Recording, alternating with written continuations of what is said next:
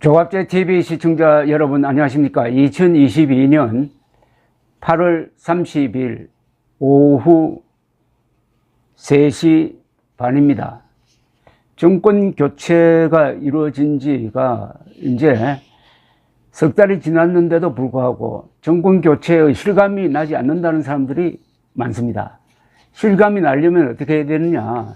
윤석열 후보가 약속했던 대로 문재명 세력의 부패 그리고 반역 혐의에 대한 수사를 본격적으로 해서 지금쯤 관련자가 감옥에 가든지 하는 일이 벌어져야 되고, 문재인 정권이 이른바 적폐수사라는 마녀 사냥을 해가지고 이명박, 박근혜 대통령 때 북한 노동당 정권과 싸웠던 애국자들을 감옥에 많이 집어넣었는데 이런 사람들이 다 풀려나와야죠.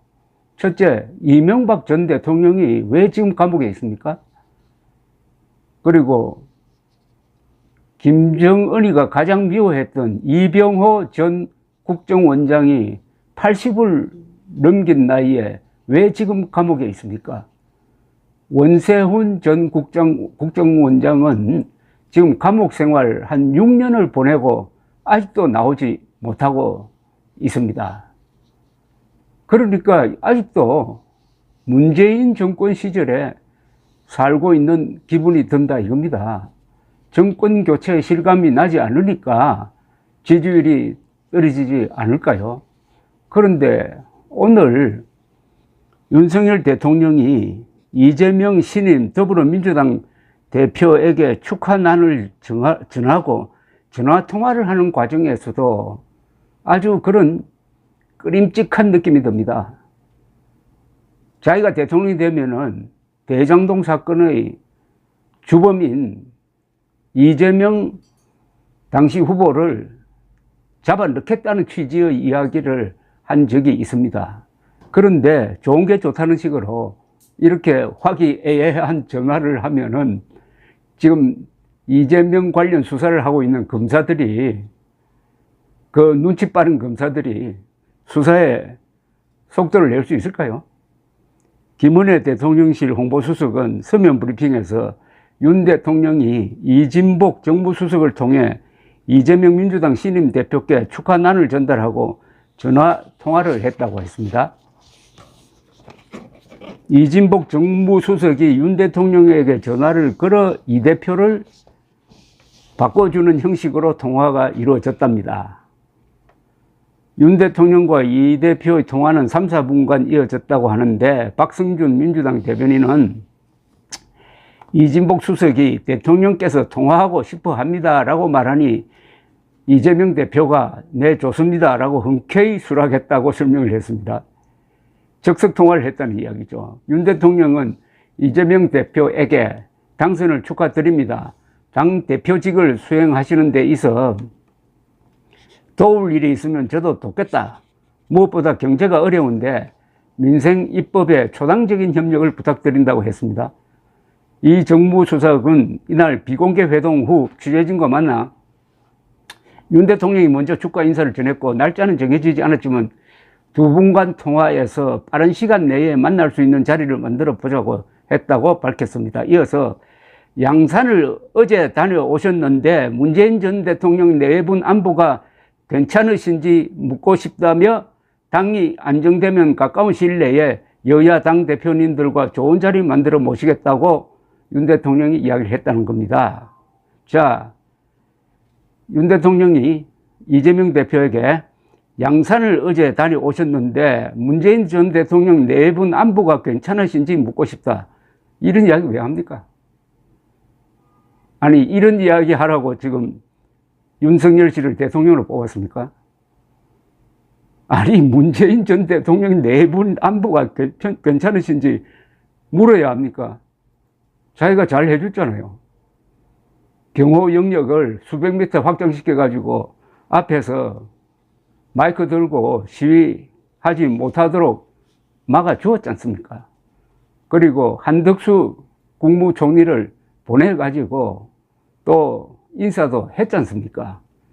그런데 하필 이재명 대표에게 전화하면서 문재인 전 대통령 안부를 왜 묻느냐 이겁니다. 이걸 왜 공개를 합니까? 이걸 본 눈치 빠른 경찰, 검찰이 문재명 적폐수사, 지금 초미의 국가적 과제인 이걸 할 수 있느냐 이겁니다. 그냥 인사치레로 한다. 좋은 게 좋다. 이겁니까? 윤석열 대통령은 특수부 검사로서 권력의 향배에 대해서는 민감한 사람이지만은 군대에 안 갔다 와서 그런지 공과 사를 구별 못 합니다. 대통령이 공사를 구별 못 하면은 거기서 권위가 무너집니다. 왜 이런, 어떻게 보면은 속 터지고 어떻게 보면은 비굴하게 보이는 이런 이야기를 왜 하느냐 이겁니다. 그럴 생각이 있으면은 이명박 대통령 풀어놓고 해야죠. 지금 이명박 대통령을 가두어 놓는 사람은 문재인 대통령이 아닙니다. 전 대통령이 아니고 이번 8.15 특사 때 이명박 전 대통령을 왜 사면 복권하지 않습니까? 지금부터는 이명박 대통령을 가두어 놓는 사람은 윤석열 대통령입니다. 이상하게 선거가 끝나고 나서 윤석열 대통령이 문재인을 대하는 태도가 굉장히 저자세입니다. 당선자 시절에 청와대 이전을 졸속으로 발표를 하고 청와대 이전에 따른 예비비를 수백억 지출해 달라고 그러니까 문재인 대통령에게 그렇게 부탁을 하고 할 때부터 굽히고 들어갔습니다. 대한민국 대통령은 그렇게 처신하면 안 됩니다. 대한민국 대통령은 세계 어느 나라 대통령보다도 힘이 셉니다. 삼관왕입니다. 헌법에 의해서 행정부의 수장입니다. 국군 통수권자입니다. 그리고 대외적으로 국가를 대표하는 국가 원수입니다. 사실상 5년짜리 왕입니다. 왕은 왕답게 행동해야지.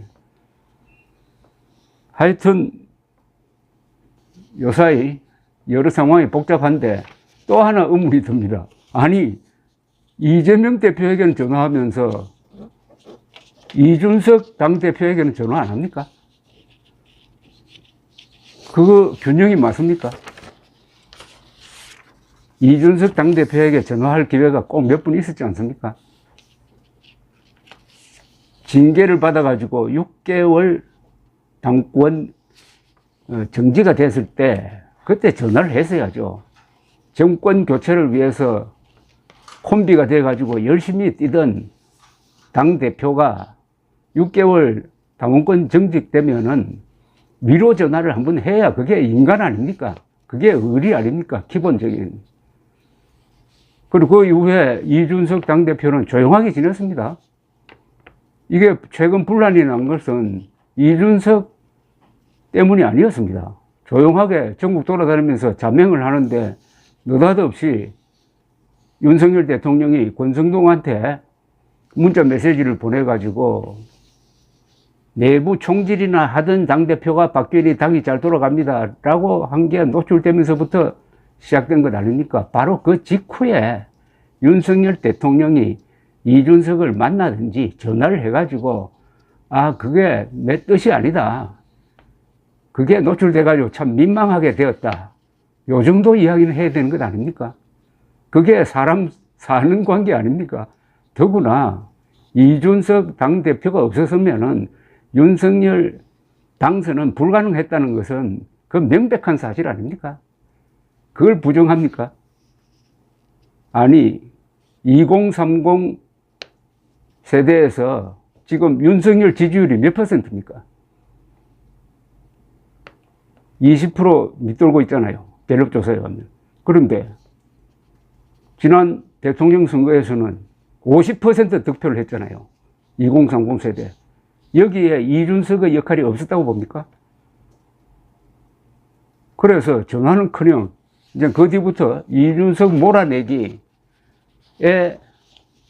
전념을 하는데 그것도 깔끔하게 되는 게 아니라 지금 돌아가는 게 윤석열, 권성동이 합쳐도 이준석 하나를 당하지 못해가지고 이렇게 어떻게 보면 웃음거리가 되고 있는 마당에 문재인 전 대통령, 문재인 지난 5년 동안 김정은의 부하 노릇을 하면서 사실상 김정은이가 문재인을 지켜서 대한민국을 5년 동안 위임 통치하는 식으로 하고, 김정은이 좋아하는 일은 골라서 하고, 김정은이 싫어할 일은 절대 하지 않고, 김정은이 싫어하는 사람, 김정은을 싫어했던 사람을 골라가지고 감옥에 보냈던 문재인 정권, 그 문재인 전 대통령에게 윤석열 대통령이 보여주는 이런 행동은, 그것은 대한민국 대표하는 국가 원수로서의 처신이 아닙니다. 그러니까 이런 질문을 하고 싶어요. 윤석열은 지금도 문재인의 부하인가? 감사합니다.